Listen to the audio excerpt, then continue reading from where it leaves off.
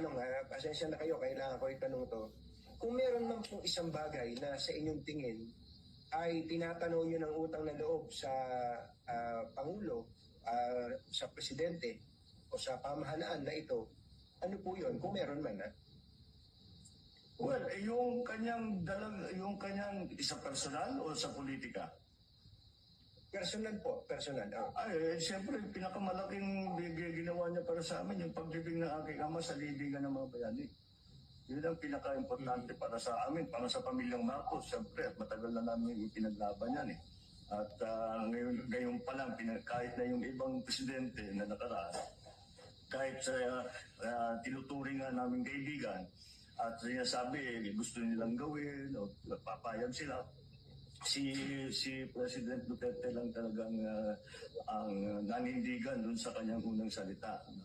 Dahil nasa batas siya, nasa rules siya, dapat dapat malibig si Marcos sa libingan ng mga bayani. Hindi habang sa kasaysayan ng pamilyang Marcos, di na namin makakalimutan yan. Kumbaga siya lang yung nangako sa inyo na tinupad. Parang gano'n. Sa lahat ng iba, sinasabi, gagawa natin ng paraan, titignan natin. And siguro sincere naman talaga sa iba, pero syempre may pwersa ng politika. Meron